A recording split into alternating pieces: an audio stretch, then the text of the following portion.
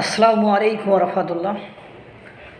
তেলা মাথায় তেল দেওয়ার স্বভাব মানুষের আজম মোখালের। কখনো দরিদ্র, হতাশাগ্রস্ত, দুর্দশাগ্রস্ত মানুষের দিকে খেয়াল রাখার ইচ্ছা কারো থাকে না।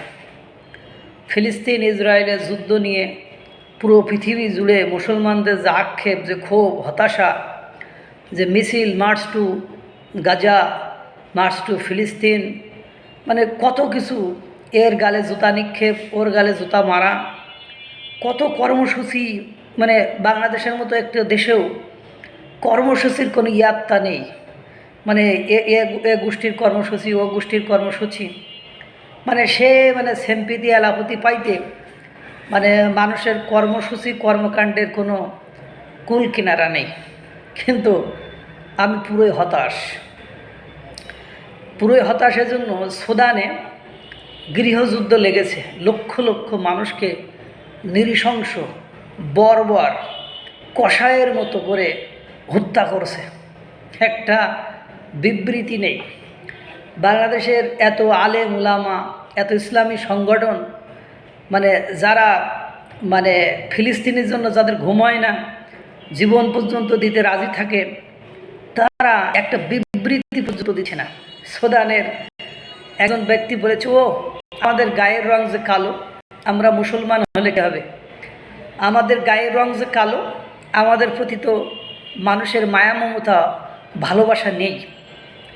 এ হলো মুসলিমদের চরিত্র। আজ সুদানে গৃহযুদ্ধ নিয়ে কোনো মুসলিম দেশের কোনো ভ্রুক্ষেপ নেই। না ইরান, না সৌদি, না কাতার, না মিশর, না ইরাক, না কুয়েত, না বাহরাইন, না সংযুক্ত আরব আমিরাত, না পাকিস্তান, না মালয়েশিয়া, না বাংলাদেশ। কই কারোরইতে হেডেক দেখি না। তারা দুর্ভিক্ষে, খাদ্য সংকটে মারা যাচ্ছে। তাদের নারীরা নিপীড়িত, নির্যাতিত হচ্ছে। একটি দেশ, মুসলিম দেশ, মুসলমানরা, আমরা দাবি করি মুসলমানরা হলো একই অঙ্গের বিভিন্ন, একই দেহের বিভিন্ন অঙ্গ প্রত্যঙ্গ। তো ও শুধুমাত্র সুন্দর, ভালো, চেহারাবান, ধনী দেশের ক্ষেত্রে এটি প্রযোজ্য। ওই সুদানের মতো কালো, অনগ্রসর, পিছিয়ে পড়া মুসলিমদের জন্য নয়।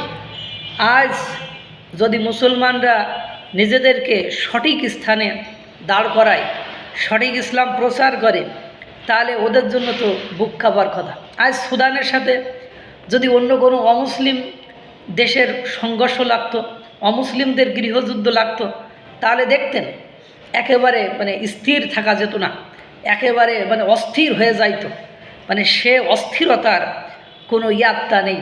যখন মিডিয়াগুলোতে দেখছি একের পর এক হুজুরদের আকাম কুকাম, 10-12টা বিয়ে করা, 9টা বিয়ে করা, পতিতালয় খুলে ফেলা, পরকীয়া করা, বলাৎকার করা, এসব নিয়ে কোনো কথা হয় না। কিন্তু অন্য ধর্মের একজন ব্যক্তি, এরা 100 করলে কোনো অসুবিধা নাই, কিন্তু ওরা একটা করলে সেটা চরম আকারের অবমাননাকর, ক্ষতিকর। সুদানের মার্কিন যুক্তরাষ্ট্রের ডোনাল্ড ট্রাম্পের সদস্য, সে যখন ধর্মীয় গ্রন্থ পোড়ায়, অবমাননা করে, বাংলাদেশের পক্ষের একটি রাজনৈতিক দল, একটি ধর্মীয় প্রতিষ্ঠান, একজন ধর্মীয় বক্তা, আলেম উলামা কেউ বক্তব্য দেয় না, একটা টু শব্দ পর্যন্ত করে না।